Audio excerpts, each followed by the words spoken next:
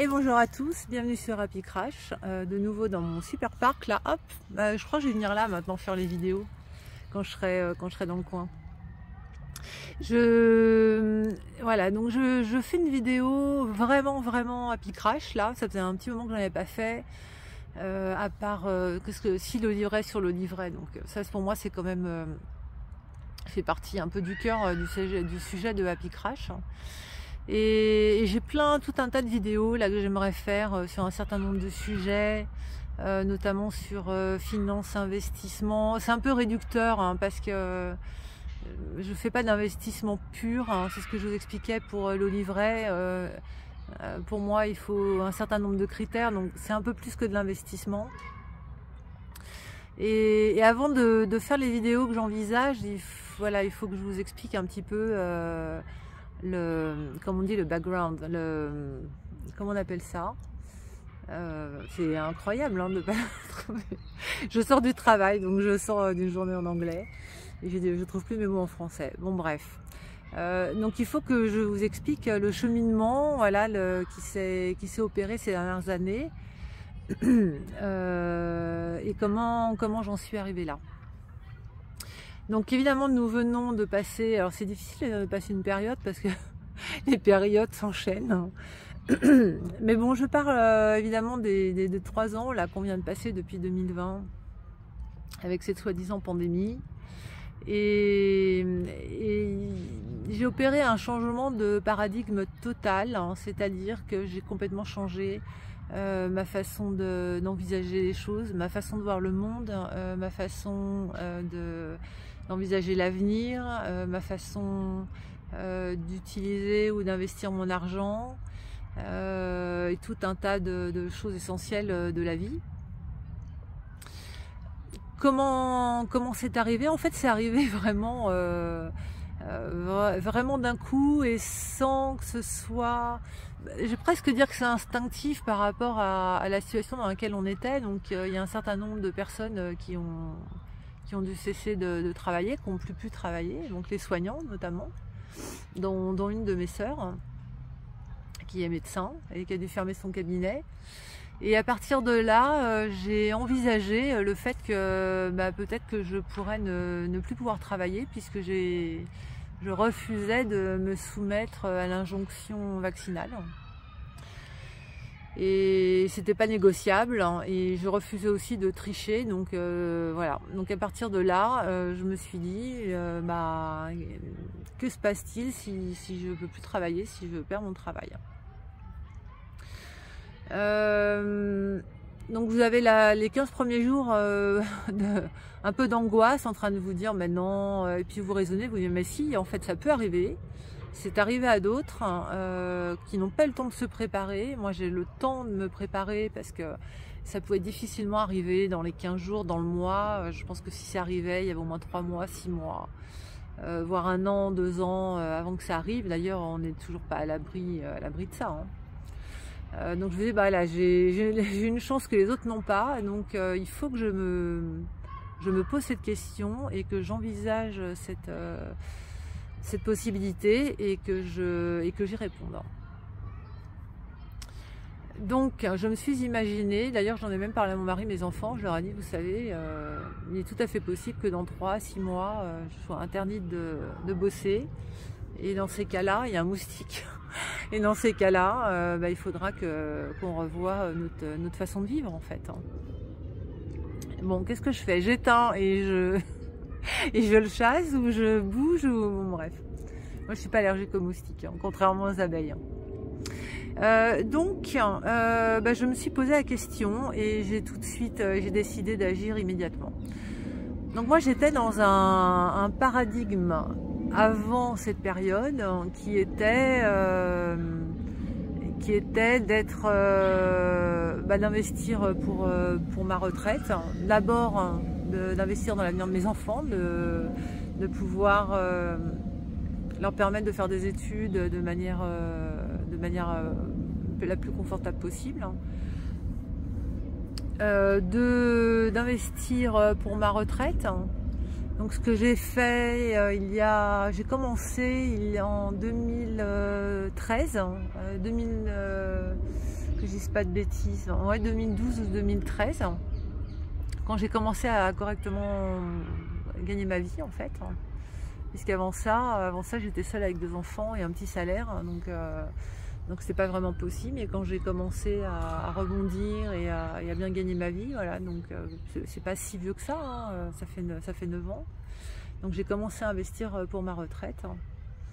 Et j'avais l'intention de continuer ce type d'investissement, qui est de l'investissement dans l'immobilier, l'investissement locatif, avec des crédits comme effet de levier, enfin quelque chose de très banal que tout le monde ne fait pas, alors que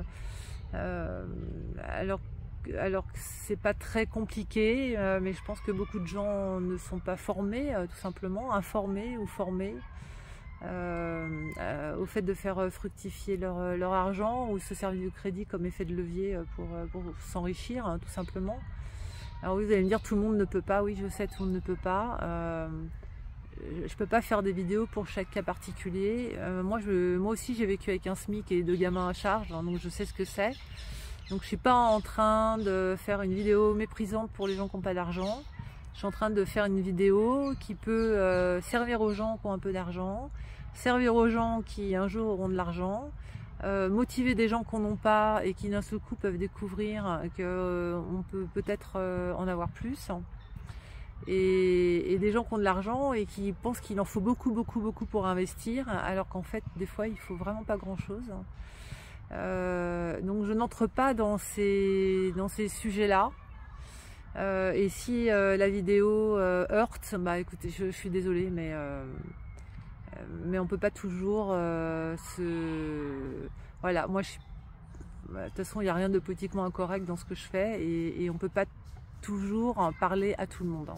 Voilà. Donc j'avais voilà, donc j'étais vraiment dans un cas basique de quelqu'un d'un peu averti, d'une génération où moi on m'a toujours dit t'auras pas de retraite, etc. En plus moi j'ai travaillé à l'étranger. Bon, il y a des accords fiscaux avec les pays dans lesquels j'ai travaillé, donc les années, les trimestres comptent, mais par contre il n'y a pas de points, donc ça n'apporte pas de potentiel argent supplémentaire pour calculer ma retraite.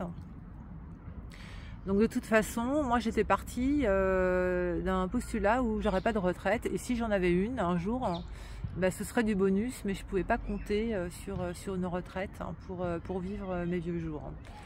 Et puis et pour vivre mes rêves, hein, parce que moi je me suis jamais imaginé à la retraite, dans une retraite conventionnelle, à la maison, vendre à Paris, acheter, me retrouver en province et crever dans mon jardin.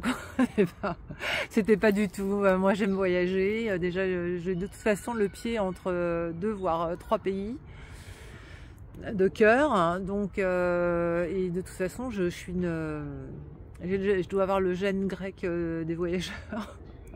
J'ai vu qu'ils avaient découvert le gène du voyage, et celui-là je pense que je l'ai, et voilà. Et de toute façon bon voilà, on est tous différents, hein. C'est pas du tout une critique sur les gens qui veulent passer leur retraite au calme, loin de tout le monde, au fond des bois. Et ça se trouve, la mienne sera comme ça de toute façon. Et peut-être que dans 10 ans, dans 20 ans, j'aurai envie de ça. En fait, c'est difficile de savoir de quoi on aura envie dans 20 ans. Qui serais-je dans 20 ans? On change tellement, et encore plus maintenant avec ces environnements changeants aussi. On peut difficilement savoir de quoi, d'abord ce qu'on pourra faire et de quoi on aura envie dans 20 ans. J'en étais où? J'ai encore digressé. Donc j'étais dans un paradigme vraiment basique de je travaille, je gagne bien de ma vie, j'essaye de la gagner de mieux en mieux, de faire carrière. Alors c'est pas sur le plan carriériste, parce que c'est pas la recherche c'est pas la recherche d'enrichissement absolu, de statut, etc. Parce qu'honnêtement, il y a des trucs que j'aurais pu faire et que j'ai pas fait parce que ça me ressemble pas. Mais par contre, j'avais vraiment envie d'être à l'aise, mais d'être à l'aise dans la réalisation des projets. J'ai toujours eu envie de réaliser plein de choses, hein, et j'avais pas du tout envie d'être empêchée pour des questions d'argent, donc j'ai toujours cherché à gagner de l'argent pour pouvoir avoir la liberté de mes folies quelque part, de mes singularités ou de mes coups de cœur. Voilà, j'ai jamais cherché à avoir de l'argent pour briller en société, pour m'acheter des choses luxueuses ou quoi que ce soit. Ça n'a jamais été le but. L'argent n'a jamais été un but en soi. Et voilà, donc j'avais des projets même d'entreprise, de business. Je voulais, enfin voilà, d'ailleurs je voulais ouvrir une galerie d'art quand le Covid est arrivé. Je pensais ouvrir une galerie d'art à Paris, de faire des expositions avec des artistes asiatiques. Donc j'avais plein de trucs. Je m'étais dit, je m'achèterais une petite maison en Grèce. Enfin, je pensais à plein de choses et j'avais plein de projets en tête. Et puis, bah voilà, et puis ce qui est arrivé arriva. Et cette réflexion donc sur le fait de perdre mon boulot m'a fait complètement changer de paradigme. J'ai vu la vie complètement autrement et j'ai redécouvert quelqu'un qui était au fond de moi, qui était non pas la... J'aime pas le mot bourgeois parce que ça m'a jamais ressemblé, mais on va dire la cadre aisée, voilà, la cadre aisée parisienne, enfin de banlieue parisienne, etc. Et en fait, j'ai jamais été vraiment ça. J'ai jamais été vraiment ça au fond de moi. Et j'ai redécouvert cette personne qui n'avait pas d'espace en fait dans cette vie-là. Donc la personne qui aime être dehors, qui aime jardiner, qui aime s'occuper de ses poules, etc. Moi, j'ai toujours eu ça en moi, mais j'avais pas l'espace pour le pratiquer. Je l'ai eu dans mon enfance, mais pas dans ma vie, d'adulte. Donc qu'est-ce que je me suis dit? Je me suis dit, bah, je vais complètement changer de stratégie. Je vais me trouver une maison à la campagne à retaper, avec une maison qui peut nous permettre en cas de problème, de tous être logés. Donc quand je dis tous, bah, c'est mes enfants, ma famille, mes parents, potentiellement une de mes sœurs, potentiellement mon frère, enfin voilà, mais bon, voilà, de me dire au moins 6 personnes, pourquoi pas 10 ou 12 si nécessaire, ou en tout cas avec un terrain on peut mettre des tentes, etc. Voilà, j'ai quelques critères où je me disais je veux être à la campagne, je veux être isolée le plus possible, je veux du terrain, je veux de l'eau.